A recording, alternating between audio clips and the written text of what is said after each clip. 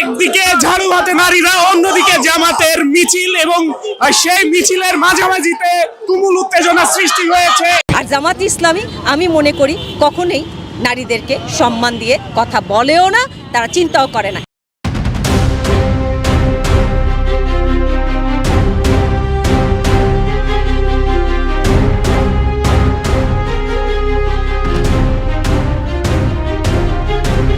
এদিকে জামাতের আমির ডক্টর শফিকুর রহমানের সোশ্যাল অ্যাকাউন্ট থেকে নারীদেরকে নিয়ে খারাপ ভাষায় অপমানজনক মন্তব্য করার এবার দেশে নির্বাচনের আগেই আবারও রাজনীতির মাঠ উত্তাল হয়েছে।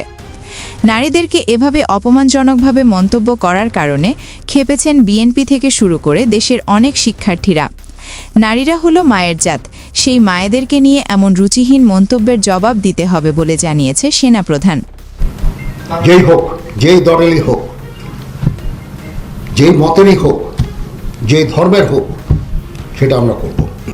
শুধু কি তাই, এই নারীদেরকে নিয়ে যারা আগামীর ভবিষ্যৎ হিসাবে দাবি করে, তারা যদি এই নারীদেরকে প্রকাশ্যে অপমান করে, তাহলে আসলে দেশটা যাচ্ছে কোথায়?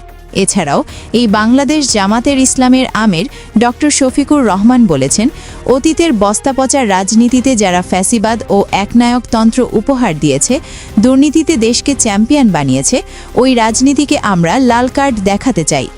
এমন মন্তব্য করা একজন রাজনীতির ব্যক্তির কাছে এই দেশ নিরাপদ নয় বলে দাবি করেছেন বিএনপি মতো শক্তিশালী দল।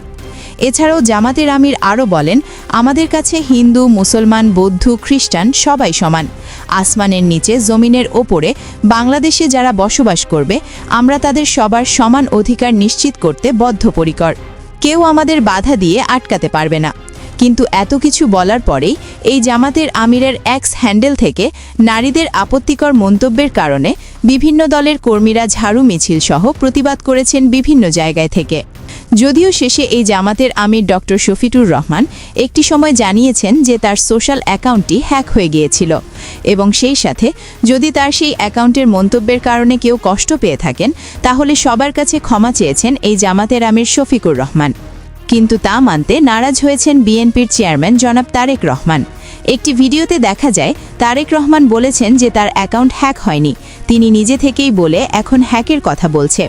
এরা ধর্মকে ব্যবহার করে নিজেদের স্বার্থ রক্ষা করার জন্য। এদের একটাই পরিচয়, এরা মিথ্যাবাদী। আমরা দেখছি একটি রাজনৈতিক দল, এই যে বাংলাদেশের অর্ধেক গোষ্ঠী নারী গোষ্ঠী, যে তাদের সম্পর্কে আমরা দেখেছি কিভাবে তাদেরকে ঘরের মধ্যে আটকিয়ে রাখতে চায়, সেই কথা তারা বলেছে। সাধারণ মানুষের সাথে আবেগ নিয়ে খেলা করছে জামাতের আমির, এমন মন্তব্য করেছেন জনাব তারেক রহমান। কিন্তু এদিকে আবার জাতীয় পার্টির চেয়ারম্যান জিএম কাদের জানিয়েছেন, দেশ সামনে ধ্বংসের দিকে যাচ্ছে। হ্যাঁ, ভোট দিলে দেশ ধ্বংস হয়ে যাবে, এইটা কথাটা আমি বলেছি, কথাটা অনেক সময় বুঝিয়ে বলার চেষ্টা করছি। এতক্ষণ আমাদের সাথে থাকার জন্য ধন্যবাদ। দেখা হবে নতুন কোনো ভয়াবহ তথ্য নিয়ে সবার আগে। ভিডিওটি ভালো লাগলে লাইক দিয়ে আমাদের সাথেই থাকতে পারেন।